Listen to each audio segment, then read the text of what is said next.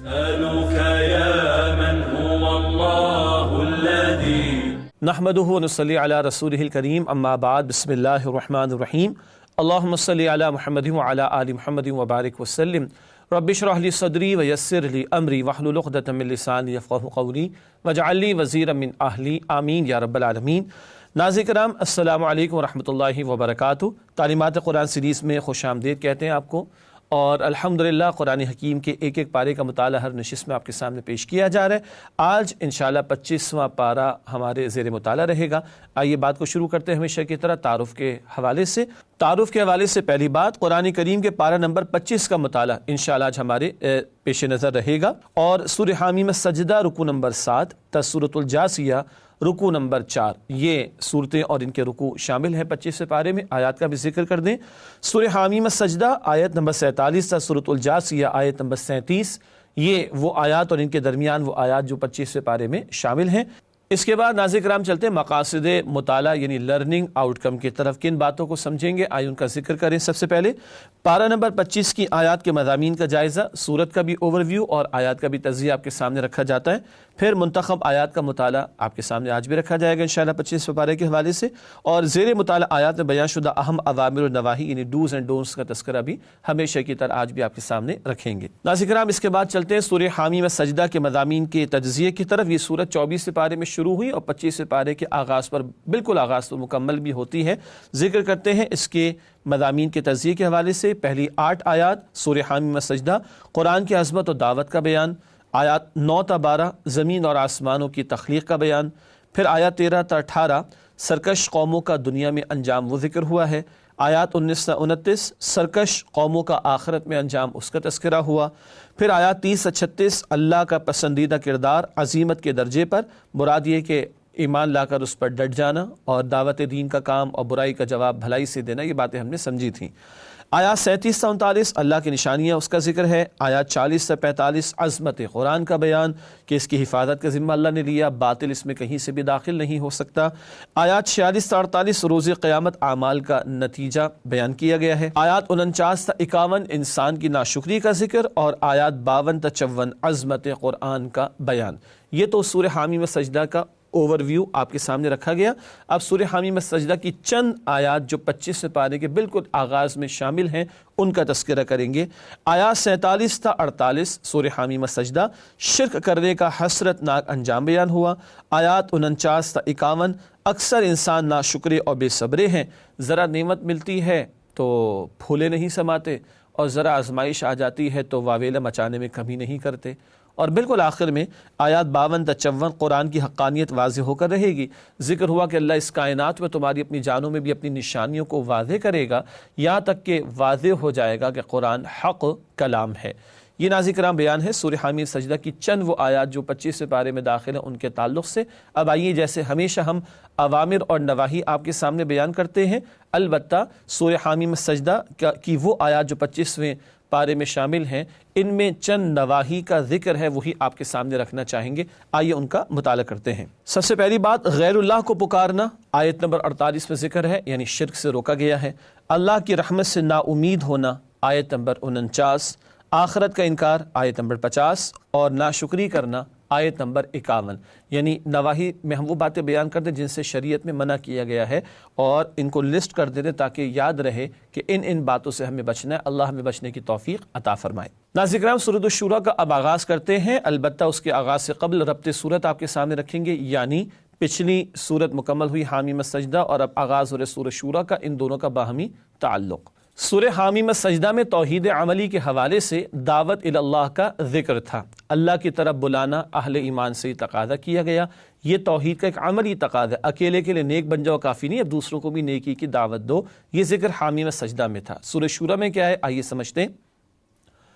سورۃ الشورى میں توحید عملی کے حوالے سے اقامت دین کی جد و جہد کا بیان ہے، یعنی اللہ کے دین کی فقط دعوت ہی نہیں دینی بلکہ اللہ کے دین کو قائم کرنے کی جد و جہد کرنا ضروری ہے، اور اس کا ایک عملی نمونہ لوگوں کے سامنے پیش کرنا، اس کا تقاضا سورہ شورى میں انشاءاللہ اقامت دین کی جد و جہد کے حوالے سے ہمارے سامنے آئے گا۔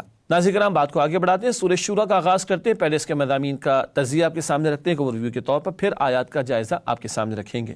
سورہ شورا کے مضامین، سب سے پہلی 9 آیات میں عظمت باری تعالیٰ کا بیان ہے، پھر آیات 10 سے 26 غلبہ دین کے لیے جد و جہد کرنے کی تاکید، دین کو قائم کرنے کا نفاذ کرنے کا مطالبہ، اور پھر آیات 27 سے 35 اللہ کی نعمتیں اور قدرتیں ان کا بیان، جو کہ مکی صورتوں کے بنیادی موضوعات ہیں۔ پھر آیات 36 سے 43 غلبہ دین کے لیے جد و جہد کرنے والوں کے اوصاف، کئی صفات بیان ہوئی ہیں، انشاءاللہ ان پر بعد میں تفصیلاً بات کریں گے۔ پھر آیات 44 سے 48 غلبہ دین کی جد و جہد سے گریز کرنے والوں کا انجام، جو فرار اختیار کریں گے اللہ کے دین کے قائم کرنے کی جد و جہد سے ان کے انجام کا تذکرہ ہے۔ پھر آیات 49 سے 53 عظمت باری تعالی، اللہ کی عظمتوں کا اور قدرتوں کا تذکرہ ہے۔ ناظرین کرام، سورۃ الشورى کے مضامین کا جائزہ آپ کے سامنے رکھا گیا۔ اب چلتے ہیں ان آیات، یعنی سورۃ الشورى کی آیات کے جائزے کی طرف۔ آیت با آیت موضوعات آپ کے سامنے ہم بیان کرتے ہیں۔ سورہ شورا کا جائزہ پیش خدمت ہے۔ پہلی 6 آیات عظمت باری تعالیٰ کا بیان، یہ مکی صورت ہے سورہ شورا، اور مکی صورتوں میں اللہ کی توحید کے دلائل اور اس کی عظمتوں کو بھی بار بار بیان کیا گیا۔ آیات 7 تا 9 رسول اللہ صلی اللہ علیہ وسلم کے ذمے ہے پہنچانا اور اللہ کے ذمے حساب لینا۔ منکرین حق کو بھی بتایا جا رہا ہے قبول نہیں کرتے تمہارا اپنا قصور ہے، ہمارے پیغمبر پر پہنچانے کی ذمہ داری، اور اللہ فرما رہے حساب تو پھر ہم ہی لیں گے، اللہ میرے آپ کے ہم سب کے حساب کو آسان فرمائے۔ آیات 10 سے 12 حاکم اللہ ہی کو تسلیم کرو، وہ خالق بھی ہے، مالک بھی ہے، حاکم بھی وہی ہے، اس کے حکم پر عمل کرو، اس کے حکم کو نافذ بھی کرو۔ آیت نمبر 13 اقامت دین کا حکم، یعنی دین کو قائم کرنا اور اس کی جد و جہد کرنا، اس کا حکم ہے، بعد میں اس آیت پر تفصیل سے بات ہوگی۔ آیت نمبر 14 اہل کتاب کے اختلاف کی وجہ ضد اور تکبر، اہل کتاب میں یہود بھی شامل، نصارہ بھی، خصوصاً یہود کی طرف بھی بار بار قرآن اشارہ کرتا ہے کہ جانتے بوجھتے تکبر اور ضد کی وجہ سے انہوں نے رسول اکرم صلی اللہ علیہ وسلم کی رسالت کو ماننے سے انکار کیا۔ آیت نمبر 15 اقامت دین کے مشن پر ڈٹے رہو، اس بات کا حکم ہے، استقامت اختیار کرنے کا حکم ہے۔ پھر آیت نمبر 16 اقامت دین کی جد و جہد سے گریز کرنے والوں کا کوئی عذر قبول نہ ہوگا، کوئی بہانہ، کوئی معذرت نہیں چلے گی۔ جن لوگوں نے قبول کر لیا ہے اس حکم کو، وہ قبول نہ کرنے والوں پر گویا کہ حجت بن جائیں گے۔ آیات 17 تا 18 نزول کتاب اور شریعت کا مقصد صرف پڑھنا پڑھانا نہیں بلکہ ان کا نافذ ہونا، یہ بھی اللہ کو مطلوب ہے۔ آیت نمبر 19 گھبراؤ نہیں، اللہ مدد فرمائے گا، منکرین حق کے مقابلے میں اہل ایمان کے لیے تسلی ہے۔ آیت نمبر 20 طلبگار کس کے ہو، دنیا کے یا آخرت کے، یہ بندہ طے کر لے۔ دنیا بھی خوب ملی قارون، فرعون، شداد، نمرود کو بھی، لیکن انجام کیا ہوا؟ آخرت میں بربادی، دنیا میں بھی برباد ہوئے۔ تو طے کر لے بندہ کہ اس کو آخرت چاہیے یا دنیا۔ پھر آیات 21 سے 23 کیا خود ساختہ معبودوں نے کوئی شریعت دی ہے؟ یہ مشرکین مکہ سے پوچھا جا رہا ہے کہ تمہارے ہاتھوں کے بنائے ہوئے یہ بت، انہوں نے تمہیں کوئی شریعت دی ہے؟ تو جو شریعت اللہ نے عطا فرمائی اس کی تم کیوں مخالفت کر رہے ہو؟ آیت نمبر 24 کیا قرآن اللہ کا کلام نہیں؟ یہ سوالیہ انداز میں قرآن مشرکین سے پوچھ رہا ہے۔ آیات 25 سے 26 دعائیں کن کی قبول ہوتی ہیں؟ وہ جو اللہ کے ہو رہے ہیں، اللہ کے فرما بردار ہوں۔ اگر بندہ چاہتا ہے کہ اللہ اس کی سنے تو بندے کو بھی اللہ کی ماننی چاہیے، تو اللہ دعائیں قبول فرمائے گا۔ آیات 27 سے 29 اللہ کی نعمتیں اور قدرتیں ان کا بیان۔ آیات 30 سے 31 آفات انسانوں کے گناہوں کی وجہ سے آتی ہیں، اکثر یہ مصائب اور مشکلات بندوں کے کرتوتوں کی وجہ سے آیا کرتی ہیں۔ آیات 32 سے 35 بحری جہاز اللہ کی عظیم نشانی اور نعمت، کون ہے جو ہواؤں کو چلاتا ہے تو جہاز بھی چلتے ہیں، اگر کھڑے رہ جائیں تو تم کیا کر لو گے؟ اللہ اکبر۔ آیات 36 سے 39 اقامت دین کے لیے جد و جہد کرنے والوں کے اوصاف، ان آیات پر بعد میں ہم بات بھی کریں گے انشاءاللہ تعالی۔ آیات 40 تا 43 برائی کا بدلہ لینے والوں پر کوئی الزام نہیں، کسی پر ظلم ہوا تو اس کو بدلہ لینے کی اجازت ہے۔ آیات 44 تا 46 روز قیامت ظلم کرنے والوں کا انجام بیان ہوا۔ آیات 47 تا 48 اللہ کی پکار پر لبیک کہو، یعنی اللہ نے پکارا ہے، اور اس سورہ شورا میں ایک ہی حکم آیت نمبر 13 دین کو قائم کرو، اس پکار پر لبیک کہنے کا تقاضا۔ پھر آیات 49 سے 50 کوئی مانے یا نہ مانے بادشاہت اللہ ہی کے لیے ہے، اور یہاں پہ یہ بھی بتایا گیا اللہ جس کو چاہے بیٹیاں دے، جس کو چاہے بیٹیاں دے، جس کو چاہے بیٹے دے، جس کو چاہے دونوں دے، جس کو چاہے کچھ بھی نہ دے، یہ سب اللہ ہی کی تقسیم، کل اختیار اللہ کا۔ آیت نمبر 51 اللہ انسان سے کیسے خطاب فرماتا ہے اور خاص طور پر پیغمبروں پر وحی کا آنا، اس کا تذکرہ بھی اس آیت نمبر 51 میں کیا گیا۔ البتہ تفسیر کا مطالعہ اس مقام پر کرنا ضروری ہوگا۔ آیات 52 تا 53 بالکل آخر میں سورہ شورا کے، ایمان قرآن کے ذریعے سے حاصل ہوتا ہے۔ رسول پاک علیہ السلام کے ذریعے قرآن عطا ہوا، البتہ بتایا گیا کہ ایمان میں اضافہ اس قرآن کے ذریعے سے ہوا کرتا ہے۔ ناظرین کرام، الحمدللہ یہ سورہ شورا کی آیات کا جائزہ موضوع کے اعتبار سے آپ کے سامنے رکھا گیا۔ اب چند منتخب آیات کا مطالعہ آپ کے سامنے رکھیں گے سورہ شورا کے تعلق سے۔ آئیے مطالعہ شروع کریں۔ سب سے پہلے سورہ شورا آیت نمبر 13، اقامت دین کا حکم، اقامت دین، دین کو قائم کرنا۔ ارشاد ہو رہا ہے اس مقام پر، شرع لكم من الدين ما وصى به نوح والذي أوحينا إليك وما وصينا به إبراهيم وموسى وعيسى نقيموا الدين ولا تتفرقوا فيه كبر على المشركين ما تدعوهم إليه الله يجتبي إليه من يشاء ويهدي إليه من ينيب۔ آیت نمبر 13 سورہ شورا کی ترجمہ، اللہ نے تمہارے دین کا وہی رستہ مقرر کر دیا ہے جس کے اختیار کرنے کا اس نے نوح کو حکم دیا تھا، اور جس کی اے نبی صلی اللہ علیہ وسلم ہم نے آپ کی طرف وحی بھیجی ہے، اور جس کا حکم ہم نے ابراہیم اور موسیٰ اور عیسیٰ علیہ السلام کو دیا تھا کہ دین کو قائم رکھنا اور اس بارے میں پھوٹ نہ ڈالنا۔ جس چیز کی طرف آپ مشرکوں کو بلاتے ہیں وہ تو ان پر گراں گزرتی ہے۔ اللہ جس کو چاہتا ہے اپنا برگزیدہ بنا لیتا ہے، اور جو بھی اس کی طرف رجوع کرے وہ اسے اپنی طرف رستہ دکھاتا ہے۔ کئی باتیں ہیں۔ پہلی بات، 5 جلیل القدر رسولوں کا ذکر، نوح علیہ السلام، ابراہیم علیہ السلام، موسیٰ علیہ السلام، عیسیٰ علیہ السلام اور نبی اکرم صلی اللہ علیہ وسلم۔ ہم مسلمانوں کو کہا جا رہا ہے جو ان تمام جلیل القدر رسولوں کو حکم تھا، اب وہ تمہیں ہے دین کو قائم کرنا، قائم رکھنا۔ اگر دین قائم، اس کے احکامات کا نفاذ ہو گیا تو قائم رکھو، اور اگر دین مغلوب و شریعت نافذ نہ ہو تو دین کو قائم کرنے کی جد و جہد کرو۔ خیمہ گر گیا ہو تو اس کو دوبارہ قائم کرنا ہوتا ہے، اور خیمہ کھڑا ہو اور ہوا تیز چلے تو اس کو قائم رکھنا پڑتا ہے۔ دین قائم ہو چکا ہو تو قائم رکھا جائے گا، اور دین مغلوب ہو جیسا کہ آج ہے تو دین کو قائم کرنے کی جد و جہد کی جائے گی۔ پہلے یہ پیغمبروں کی ذمہ داری اور مشن تھا، آج یہ امت مسلمہ کے کاندھوں پر ہے۔ وہ دین جو بڑی شان سے نکلا تھا وطن سے، پردیس میں وہ آج غریب الغربا ہے۔ اس مغلوبیت پر مجھے اور آپ کو افسوس ہے بھی کہ نہیں؟ اقیم الصلاۃ ہم سب کو پتہ ہے، اس کا مطلب ہے نماز قائم کرو، تو اقیم الدین کا مطلب کیا ہوگا؟ دین کو قائم کرو۔ آج شراب بھی چلتی ہے، جوا بھی چلتا ہے، بے حیائی کی بھی اجازت ملتی ہو، سود خوری کی بھی اجازت ملتی ہو، اللہ کے احکامات تو پامال ہو رہے ہیں، شریعت کے احکامات پر عمل نہیں ہو رہا۔ ایسے میں سب سے بڑا فرض اور اولین ذمہ داری جو مسلمانوں پر عائد ہوتی ہے وہ اللہ کے دین کو قائم کرنے کی جد و جہد کرنا ہے۔ نماز تو اللہ کے لیے ادا کی بجا، سود کا خاتمہ کرنا اس کا بھی حکم تو اللہ کا ہے، جوئے کا خاتمہ ہو یہ بھی تو اللہ کا حکم ہے، اور پورے کے پورے دین پر عمل کا تقاضا، ادخلوا فی السلم کافہ، قرآن کہتا ہے البقرہ آیت 208 میں، پورے کے پورے دین میں داخل ہو جاؤ۔ پاکستان ہم نے اسی لیے لیا تھا کہ یہاں پر اللہ اور اس کے رسول علیہ السلام کی اطاعت ہوگی۔ کہاں ہے وہ دین؟ آج تلاش کرنے کی ضرورت اور اس کو قائم کرنے کی جد و جہد کی ضرورت ہے۔ اللہ مجھے آپ کو ہم سب کو اس کی توفیق عطا فرمائے۔ یہ ہے ہم مسلمانوں پر ذمہ داری، اللہ اپنے دین کے غلبے کی جد و جہد کے لیے ہمیں قبول فرمائے۔ یہاں پہ یہ بھی فرمایا کہ دین کو قائم کرو، اس کی جد و جہد کرو، اور تفرقے میں مبتلا نہ ہو جاؤ، سب مل کر یہ کام کریں مسلمان، اس کی تلقین کی جا رہی ہے۔ اور ایک اور بات بتائے گی، مشرکین پر یہ بات بہت بھاری ہے۔ ایک وہ مشرک ہوتا ہے جو بت کو سجدہ کرتا ہے، اور ایک وہ نظام ہوتا ہے جو کہتا ہے ہماری مرضی چلے گی، الہامی تعلیم کو فراموش کر دو بس۔ استغفر اللہ، کوئی خدائی کا دعویٰ کرے وہ بھی شرک کر رہا ہے، اور کوئی اللہ کے حکم کے مقابلے میں اپنے حکم اور قانون کے نفاذ کی بات کرے وہ بھی شرک کر رہا ہے۔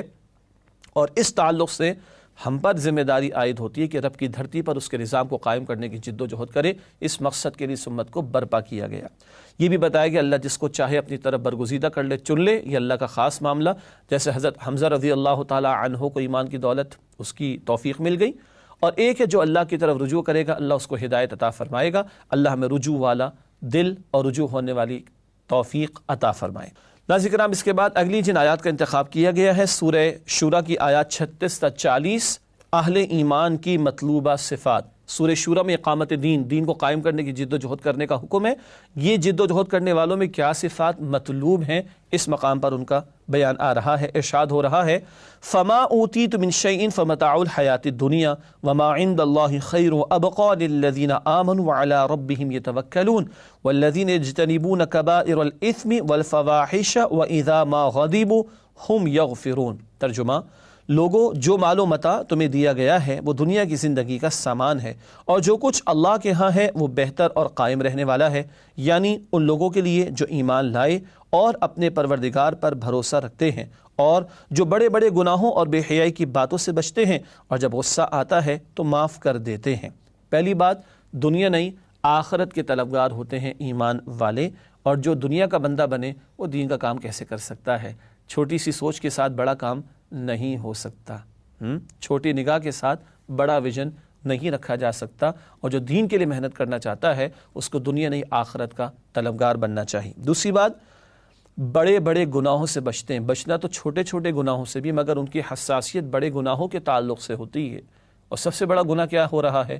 اللہ کو حاکم نہیں مانا جا رہا، اور اس کی زمین پر اس کا حکم اگر نافذ نہیں ہو رہا تو یہ سب سے بڑا جرم اور گناہ ہے، جس کی وجہ سے اور بہت سارے جرائم ہو رہے ہوتے ہیں، بہت سارے گناہ ہو رہے ہوتے۔ تو اللہ کے دین کو قائم کرنے والوں میں ایک حساسیت ہوتی ہے بڑے گناہوں سے بچنے کے تعلق سے، ورنہ گناہ بڑا ہو یا چھوٹا بچنا تو چاہیے۔ بالکل اسی طرح کہ بچھو چھوٹا ہو یا بڑا کاٹے کا تکلیف تو ہوتی ہے، تو گناہ چھوٹا ہو یا بڑا اس کے برے اثرات تو ہوں گے، بچنا سب سے ہے، لیکن بڑے گناہوں کے بارے میں زیادہ حساس ہوتے ہیں، بے حیائی کی باتوں سے اپنے آپ کو بچاتے ہیں۔ کیوں؟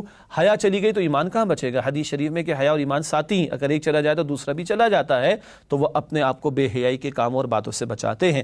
ہاں، انفرادی معاملات میں کیا ہے؟ کوئی غلطی کسی نے کر لی، کوئی نقصان کسی نے پہنچا دیا، تکلیف پہنچا دی، معاف کر دیتے ہیں، غصہ پی بھی جاتے ہیں اور معاف بھی کر دیتے ہیں۔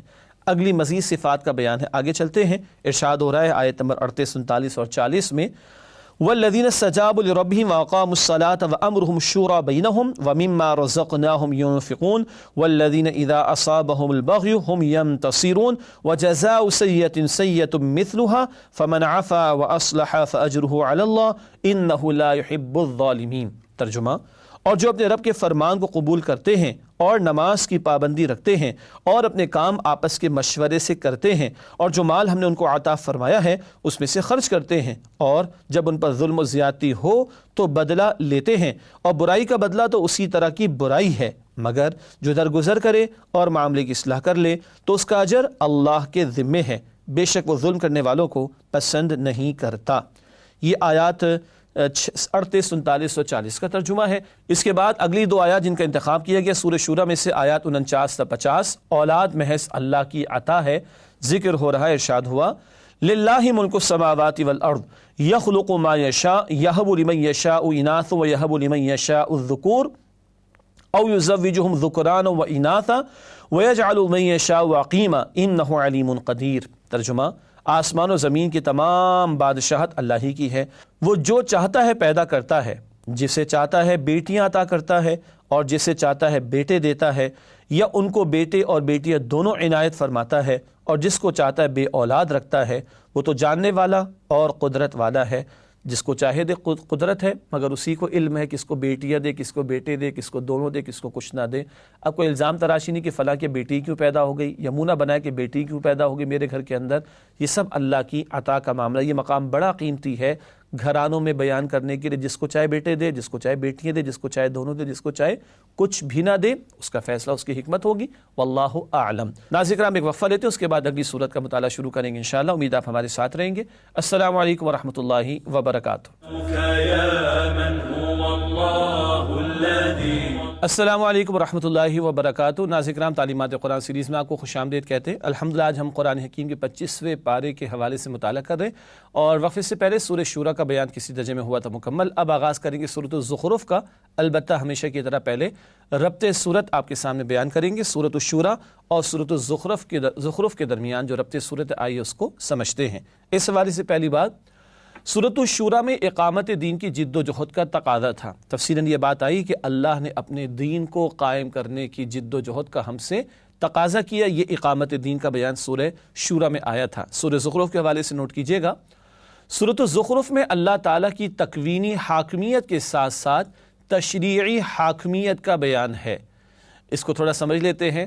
ساری کائنات کا خالق اللہ، ساری کائنات کا مالک اللہ، ساری کائنات کا مدبر، تدبیر کرنے والا اللہ۔ سورج نکلتا ہے اللہ کے حکم سے، غروب ہوتا ہے اللہ کے حکم سے۔ یہ ہے تکوینی معاملہ جو ان تمام چیزوں کے لیے اللہ نے طے کیا۔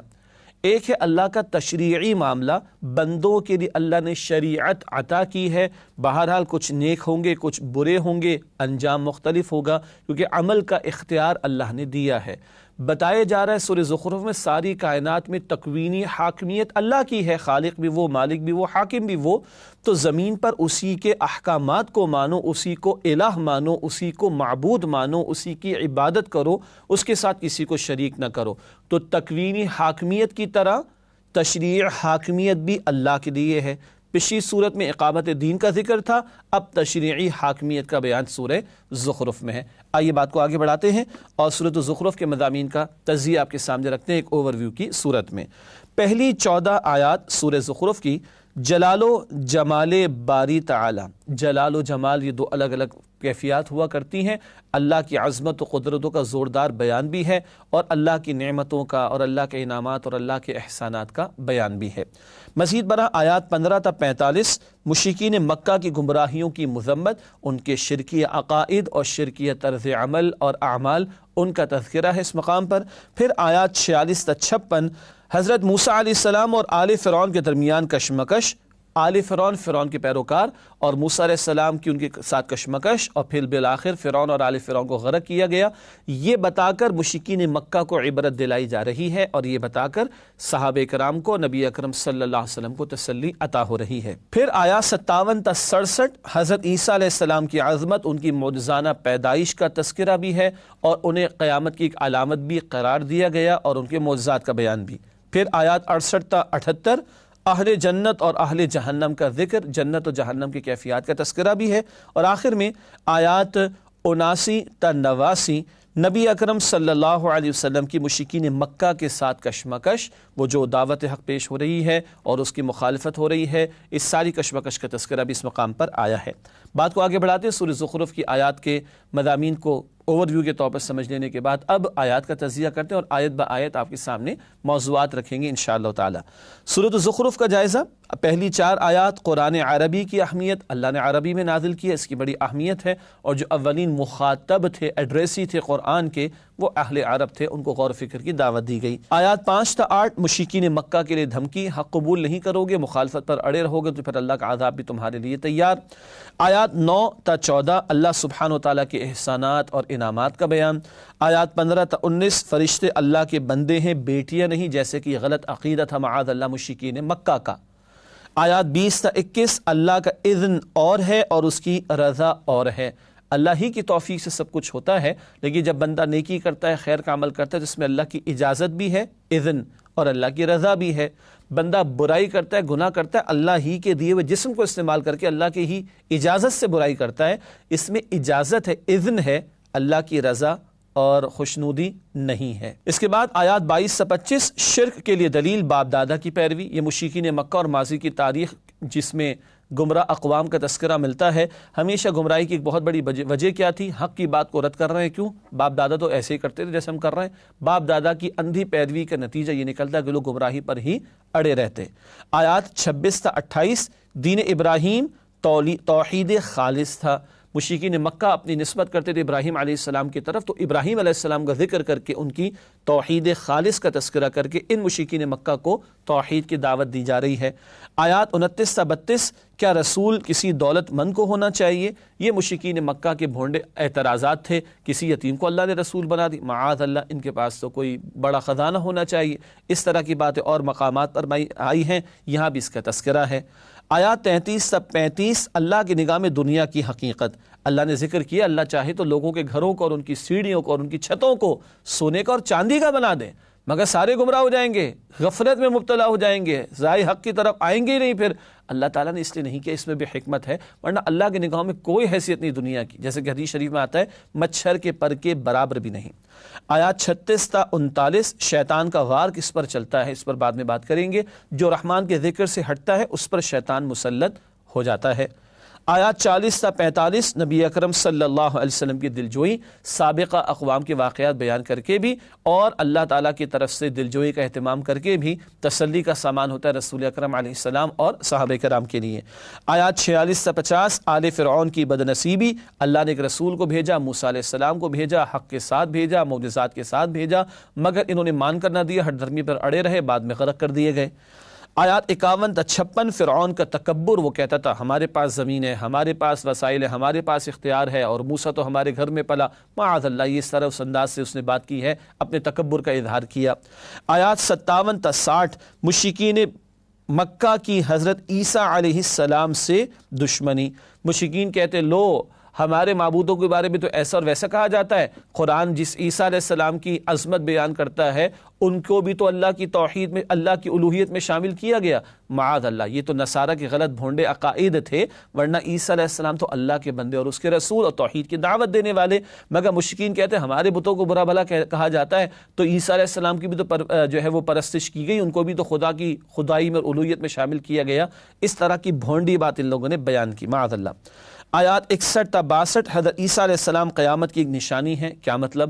ان کی معجزانہ ولادت، ان کا رفع آسمانی آسمانوں پر بلند کر لیا جانا، اور احادیث کے مطابق قیامت سے قبل ان کا دوبارہ تشریف لانا، اور پھر ان کے معجزات وہ تو خود اللہ کے حکم سے مردہ کو زندہ کر کے دکھایا کرتے تھے، وہ اللہ جس کے بندے ہیں عیسیٰ علیہ السلام، وہ عیسیٰ جب اللہ کے حکم سے کر رہے ہیں تو پھر اللہ سبحانہ وتعالیٰ تو قادر ہے، علی کل شیء قدیر ہے کہ مردوں کو دوبارہ زندگی عطا فرمائے۔ تو جناب عیسیٰ علیہ السلام کی حیات میں، زندگی میں، ان کے معاملات میں قیامت کے تعلق سے نشانیاں موجود، اس کا تذکرہ ہوا۔ اس کے بعد آیات 63 تا 67 حضرت عیسیٰ علیہ السلام کی دعوت، وہ فرماتے تھے اللہ میرا رب ہے، تمہارا رب بھی، اسی کی عبادت کرو، میں بھی اللہ کا بندہ، اللہ کا رسول، یہی کہتے تھے عیسیٰ علیہ السلام، اور گویا کہ نصارہ کے غلط عقائد کا بھی رد، اور وہ جو مشرکین مکہ باتیں کر رہے تھے ان کی باتوں کو بھی جواب دے کر بات یا منہ بند کرا دیا گیا، کہہ لیجئے کہ وہ خود اللہ کی بندگی کی دعوت دیتے تھے۔ آیات 68 تا 78 فرما برداروں کا حسین انجام اور مجرمین کا برا انجام قیامت کے تعلق سے اور جنت و جہنم کی کیفیات کے تعلق سے بیان ہے۔ آیات 79 تا 83 مشرکین مکہ کی سازشوں کا جواب، اور بار بار یہ ذکر آ رہا ہے کہ یہ تو اڑے ہیں مخالفت پر، لیکن اللہ پیغمبر علیہ السلام کی نصرت فرمائے گا۔ آیات 84 تا 86 میں عظمت باری تعالیٰ کا بیان ہے، اور آخر میں آیات 87 تا 89 مشرکین مکہ کے شبہات کا مؤثر رد ہے، ان کے جھوٹے معبودوں کی قلعیں کھولی گئی ہے، اور رب کائنات کی عظمتوں کا تذکرہ کیا گیا ہے۔ ناظرین کرام، الحمدللہ سورہ زخرف کی آیات کا جائزہ آپ کے سامنے رکھا گیا۔ اب بات کو آگے بڑھاتے ترتیب کے مطابق اور چند منتخب آیات کا مطالعہ سورہ زخرف سے آپ کے سامنے پیش کرتے ہیں۔ سب سے پہلے آیت نمبر 13 اور 14 کا ہم نے انتخاب کیا سورہ زخرف سے، اور یہاں سواری کی دعا جو معروف ہے ہم پڑھتے ہیں اور ہمیں پڑھنی بھی چاہیے، اس کا تذکرہ قرآن بھی اس مقام پر کر رہا ہے۔ ارشاد ہوا لِتَسْتَوُوا عَلَى ظُهُورِهِ ثُمَّ تَذْكُرُوا نِعْمَةَ رَبِّكُمْ إِذَا اسْتَوَيْتُمْ عَلَيْهِ وَتَقُولُوا سُبْحَانَ الَّذِي سَخَّرَ لَنَا هَذَا وَمَا كُنَّا لَهُ مُقْرِنِينَ وَإِنَّا إِلَىٰ رَبِّنَا لَمُنقَلِبُونَ۔ یہ آیت نمبر 13 اور 14 سورہ زخرف ترجمہ کرتے ہیں، تاکہ تم ان کی پیٹھ پر سوار ہوا کرو، اور جب اس پر بیٹھ جاؤ تو پھر اپنے پروردگار کی نعمت کو یاد کرو اور کہو کہ وہ ذات پاک ہے جس نے اسے ہمارے زیر فرمان کر دیا، اور ہم میں طاقت نہ تھی کہ اس کو قابو میں کر لیتے، اور ہم اپنے پروردگار کی طرف لوٹ کر جانے والے ہیں۔ یہ سورہ زخرف کی ان آیات میں سبحان الذی سخر لنا ھذا وما كنا له مقرنین وانا الی ربنا لمنقلبون، جو معروف دعا ہے سواری پر سوار ہونے کی، چاہے کوئی جانور پر سوار ہو یا گاڑی میں یا جہاز میں، اس کی دعا سکھائی جا رہی ہے، بتایا جا رہا ہے یہ ہمارے کرنے سے نہیں ہوا، اللہ کی عطا سے ہوا۔ اور ہاں، ایک سفر ہے چھوٹا سا دنیا کا 10 کلومیٹر یا 1000 کلومیٹر کا، ایک سفر آخرت کی طرف، ہمیں بھی لوٹ کر اپنے رب کی طرف جانا ہے۔ ایک ایک دعا میں پورا پورا عقیدہ گویا کہ ہمیں سکھایا جا رہا ہے۔ اس کے بعد اگلی آیت جس کا انتخاب کیا گیا سورہ زخرف سے، آیت نمبر 36، شیطان کس پر مسلط ہوتا ہے بتایا جا رہا ہے۔ ارشاد ہوا وَمَن يَعْشُ عَن ذِكْرِ الرَّحْمَنِ نُقَيِّضْ لَهُ شَيْطَانًا فَهُوَ لَهُ قَرِينٌ۔ ترجمہ، اور جو رحمان کی یاد سے غفلت کرے ہم اس پر ایک شیطان مقرر کر دیتے ہیں تو وہ اس کا ساتھی ہو جاتا ہے۔ یہ آیت نمبر 36 کا ہوا ترجمہ، اور صاف بات ہے جب ہم روم دیں گے تو شیطان ان ہوگا، گلاس خالی ہو جو چاہیں فل کر دیں، فل ہو جائے، فل ہو کر فل ہو جائے تو اب اس میں کوئی لکوڈ ایڈ نہیں ہو سکتا، بہہ جائے گا ورنہ۔ تو دل میں اگر اللہ کی یاد رچی بسی ہو تو شیطان کو موقع نہیں ملے گا، اور یہاں سے اللہ کی یاد سے غافل ہو جائیں تو بھی شیطان کو روم ملتا ہے ان ہونے کا۔ اللہ ہم کو ذکر الہی کی توفیق دے اور شیطان کے ہر حملے سے محفوظ فرمائے۔ اگلی آیت جس کا انتخاب کیا گیا آیت نمبر 67 ہے سورہ زخرف کی، اصل دوست کون؟ بڑا پیارا مقام ہے، قرآن کا ارشاد ہوا الاخلاء یومئذ بعضهم لبعض عدو الا المتقین۔ ترجمہ، اس دن گہرے دوست بھی ایک دوسرے کے دشمن بن جائیں گے سوائے پرہیزگاروں کے۔ قیامت کا دن ہوگا، گرم جوش گہرے دوست، ڈائی ہارڈ قسم کے دوست ایک دوسرے سے نفرت کریں گے، بھاگیں گے، فرار اختیار کریں گے۔ دیگر مقامات پر قرآن کہتا ہے سوائے متقین کے۔ آج جس دوستی رشتے میں تقوی کا ایلیمنٹ اور عنصر شامل ہے، انشاءاللہ کل وہ جمع ہوں گے، بھاگیں گے نہیں ایک دوسرے سے، انشاءاللہ جنت میں بھی جمع ہوں گے۔ اور آج بس دنیا ہی دنیا ہے، دنیا ہی کے مزے اڑا لو، تو پھر آج مزے ہیں، کل دنیا میں دوستیاں بھی ختم ہو جاتی ہیں، اور کل کیا ہوگا؟ آخرت میں ایک دوسرے سے بھاگیں گے، بات بھی نہیں کریں گے۔ اللہ ہمیں ہماری دوستیوں میں اور رشتوں میں تقوی کے عنصر کو شامل کرنے اور بڑھانے کی توفیق عطا فرمائے۔ أسألك يا من هو الله الذي۔ ناظرین کرام، اس کے بعد اگلی صورت 25 پارے میں سورۃ الدخان، البتہ اس کے آغاز سے قبل ہمیشہ کی طرح پہلے ربط صورت آپ کے سامنے رکھیں گے۔ آئیے ملاحظہ کیجیے گا ربط صورت کو۔ اس حوالے سے پہلی بات، سورۃ الزخرف میں اللہ تعالیٰ کی تکوینی حاکمیت کے ساتھ ساتھ تشریعی حاکمیت کا بیان تھا، اور اس کی تفصیل پہلے بیان کر دی گئی تھی۔ تکوینی کائنات کے معاملات چل رہے ہیں، تشریعی بندوں کے معاملات جو چل رہے ہیں جن کے لیے احکامات اللہ نے عطا فرمائے۔ البتہ اب سورہ دخان میں کیا ہے، آئیے اس کا مطالعہ کریں۔ سورۃ الدخان میں شرک فی التشریع کے حوالے سے فرعون کے تکبر اور خدائی کے دعوے کا ذکر ہے۔ تشریعی وہی بات، شریعت والا پہلو، فرعون خدائی کا دعویٰ کر رہا ہے، کہہ رہا ہے میری بات مارو، میرا قانون چلے گا۔ یہ شرک فی التشریع، اللہ کی شریعت، اللہ کے قانون میں شرک کرنا، کہ اللہ کے بجائے مخلوق میں سے کوئی یا کچھ لوگ کھڑے ہو کر یہ کہیں کہ ہمارا قانون چلے گا، یہ شرک ہے، اور فرعون نے تکبر کی وجہ سے حرکت کی ہے۔ اس شرک فی التشریع کا ذکر سورۃ الدخان میں ہمارے سامنے آتا ہے۔ بات کو آگے بڑھاتے ہیں، سورۃ الدخان کے مضامین کا تجزیہ آپ کے سامنے رکھتے ہیں۔ اوورویو کی صورت میں پہلی 8 آیات اللہ اور شب قدر کی عظمت کا بیان اس مقام پر آیا ہے۔ آیات 9 تا 16 مشرکین مکہ پر عذاب کا بیان، آیات 17 تا 33 آل فرعون پر عذاب کا ذکر، آیات 34 تا 42 مشرکین مکہ کے لیے وعید یعنی وارننگ اور ڈراوا، اور آیات 43 تا 59 جہنم اور جنت کا ذکر اور وہاں کے لوگوں کے حالات اور کیفیات کا بیان ہے۔ ناظرین کرام، اس کے بعد سورۃ الدخان کی آیات کا جائزہ اور تجزیہ آپ کے سامنے رکھتے ہیں، یعنی موضوعات کے اعتبار سے اب آیات کا تذکرہ ہو رہا ہے۔ پہلی 8 آیات اللہ تعالیٰ اور شب قدر کی عظمت کا بیان، اور لیلۃ مبارکہ برکت والی رات اللہ نے کہا ہے شب قدر کو جس پہ قرآن نازل ہوا، اور سورۃ القدر میں بھی اس کا تذکرہ آتا ہے۔ آیات 9 تا 16 مشرکین مکہ پر عذاب، دنیا اور آخرت دونوں کے عذابوں کا ذکر ہے۔ آیات 17 تا 22 آل فرعون کی مجرمانہ روش، فرعون نے خدائی کا دعویٰ کیا، اللہ کی الوہیت میں شامل ہونے کا گویا کہ دعوے دار ہوا، اور ایک مجرم قوم تھی یہ آل فرعون کی، ان پر اللہ کے عذاب کا تذکرہ، یہی بات آگے ہے۔ آیات 23 تا 29 آل فرعون کی ہلاکت، فرعون بھی غرق ہوا، آل فرعون کو بھی غرق کر کے اللہ نے ہلاک کیا۔ آیات 30 تا 33 بنی اسرائیل پر اللہ کے انعامات، بتایا گیا کہ ان کو تو کر دیا غرق، کن کو؟ فرعون اور آل فرعون کو، اور تمہیں اللہ نے نجات عطا فرمائی تو اللہ کی شکر گزاری کرو۔ آیات 34 تا 37 کیا مرنے کے بعد دوبارہ زندہ نہیں ہونا؟ یہ انکار آخرت کرنے والوں کی طرف سے بات آ رہی ہے، اور اللہ نے جا بجا دلائل دیے ہیں کہ جس نے پہلی مرتبہ پیدا فرمایا جبکہ تم کچھ نہ تھے، اس اللہ کے لیے تمہیں دوبارہ پیدا کرنا کوئی مشکل کام نہیں ہے۔ آیات 38 تا 42 مرنے کے بعد دوبارہ زندہ کیا جانا ضروری ہے، یہ نظام الل ٹپ نہیں ہے۔ اس دنیا میں نیکی کا بھرپور بدلہ مل جانا اور بدی کی پوری سزا مل جانا ممکن نہیں۔ ایک بندے نے کو قتل کیا، آپ قتل کر دیں گے، ایک بندے نے 100 کو قتل کیا، کیا کریں گے؟ 99 قتل کا بدلہ تو نہیں لے سکتے۔ تو وہ عالم آخرت ہے کہ جس کا برپا ہونا ضروری ہے، تاکہ نیکی کی بھرپور جزا اور اچھا بدلہ اور بدی کی بھرپور سزا دی جا سکے۔ آیات 43 سے 50 آخرت میں برا انجام اور وہاں شدید عذابوں کا تذکرہ اور زقوم کا درخت اور اس طرح کی ہولناک باتوں کا تذکرہ قرآن کرتا ہے۔ اور آخر میں آیات 51 تا 59 فرما برداروں کا حسین انجام، جن کے لیے جنت اور جنت کے باغات اور وہاں کی طرح طرح کی اقسام کی نعمتوں کا ذکر قرآن نے اس مقام پر بھی کیا ہے۔ اللہ ہم سب کو جہنم کی آگ سے بچائے اور اللہ ہم سب کو جنت الفردوس میں جگہ عطا فرمائے۔ ناظرین کرام، سورۃ الدخان کی آیات کا جائزہ آپ کے سامنے رکھا گیا، البتہ کوئی آیت اس سورہ سے ہم نے منتخب نہیں کی۔ ناظرین کرام، اس کے بعد سورہ جاسیہ کا مطالعہ شروع کریں گے جو کہ 25 سپارے کی آخری صورت اور اب مکی صورتوں کا بیان ہی اس وقت جاری ہے۔ البتہ ہمیشہ کی طرح پہلے ربط صورت آپ کے سامنے رکھنا چاہیں گے۔ ربط صورت کے حوالے سے پہلی بات نوٹ فرمائیے گا، سورۃ الدخان میں فرعونیت کے رویے کا ذکر تھا، خدائی کا دعویٰ کیا اور اللہ کی الوہیت میں شامل ہونے، شرف تشریع کا اس نے اعلان کیا معاذ اللہ، یہ سورہ دخان میں ذکر تھا۔ الجاسیہ میں کیا ہے آئیے سمجھتے ہیں۔ سورۃ الجاسیہ میں اس رویے کی وجوہات تکبر، نفس کی پیروی اور استہزاء کا طرز عمل بتائی گئی ہیں۔ یہ کیوں فرعونیت پر اتر آیا تھا؟ تکبر کی وجہ سے، نفس کی خواہشات کی پیروی کی وجہ سے، استہزاء مذاق اڑانے کے رویے کی وجہ سے، یہ وجوہات سورہ جاسیہ میں بیان کی گئی ہیں۔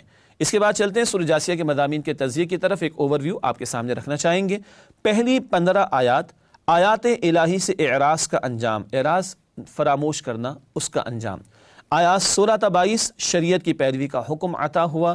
آیات 23 تا 26 خواہشات پرستوں کی مذمت جو نفس کے غلام بنے ہوئے ہیں، اور آخر میں آیات 27 تا 37 احوال آخرت، کل کے نتائج کا بیان ہے۔ اس کے بعد چلتے ہیں سورۃ الجاسیہ کے جائزے کی طرف، آیت با آیت موضوعات آپ کے سامنے رکھتے ہیں۔ سب سے پہلے پہلی 6 آیات الہی کا بیان، قرآن کی آیات کا ذکر، اس کائنات میں اللہ کی آیات نشانیاں ان کا بھی تذکرہ ہے۔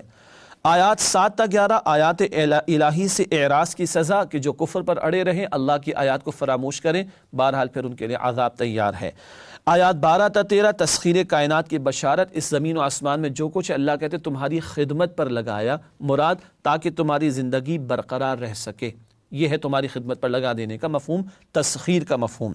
آیات 14 تا 15 کافروں کے بارے میں جلدی نہ کرو، اللہ کا ایک وقت معین ہے، اگر یہ ہر درمی پر اڑے رہے تو دنیا میں بھی ان کی پکڑ ہوگی، آخرت کا عذاب تو ہے ہی ہے۔